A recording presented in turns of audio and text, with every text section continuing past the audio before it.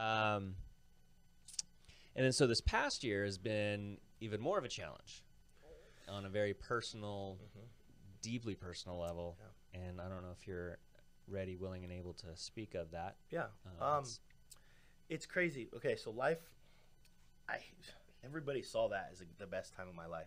2008 or 17, into 17, 18, 19, 20s when it all kind of came crashing down. I say crashing down, and I'm like, oh, now I'm gonna go sell everything I own and try and rekindle this marriage, right? Which we did, and we're the happiest ever now.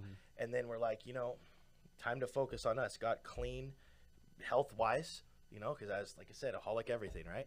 And still, money is still coming in. I've set up a lot of passive stuff, which we can talk about, to where money still comes in. I still sell a lot of real estate as well.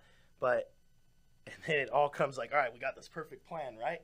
And just like I had before, I had all those things. I wanted to create that big house, the cars. I had this plan to do it. I did it. And then we had this perfect plan to move and just be me and my wife and everything else. And then, boom, my dad gets diagnosed with stage 4 cancer. And my dad was a fire captain, huge in his community. Me and him did it. The last 7 years of his life weren't always the best. He retired early from the fire department and got his real estate license.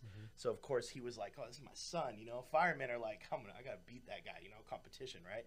And we were always kind of competing in real estate and stuff. So we stopped talking in the last 3 years, and then he got diagnosed, and that took everything to just I just completely shut off and was just done for the past, I don't know, it's been 7 months almost, and then he unfortunately passed away, and that was one of the biggest another in these freaking short 2 years. It was oh my gosh, life is freaking short, dude. Yeah. How old was he?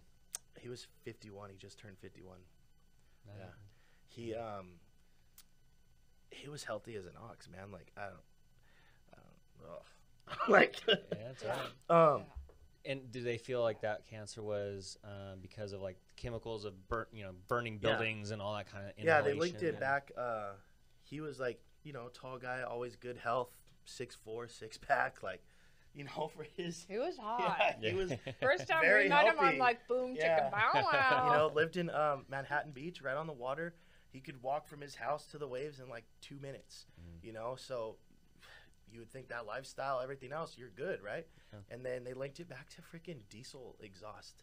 Pulling the fire truck into the fire bays. They didn't used to have something that goes on the exhaust. And they used to just put their turnouts on. They'd start the fire truck to warm it up, get dressed, everything, just breathing in that exhaust all the time. And they did all the testing to see if me and my sister would get the same. He had pancreatic cancer that metastasized to a whole bunch of other cancers. But they linked it back to environmental. So, wow. Yeah, not genetics, which, don't get me wrong, that's amazing for us. Yeah. But during that whole time, I feel like I kind of disconnected. I don't even think I talked to you for 4 months or something. And just kind of shut down. I think I only sold in that amount of time 10 or 15 houses, which to me is that's horrible, right? And that's somebody else's whole year career. Yeah, that was 3 or 4 months of just I was just staying at my house, because I didn't want to get back into the aholic world, we'll call it. So I was just kind of just shut down in my own space. And but at the same time, I learned a lot during that too.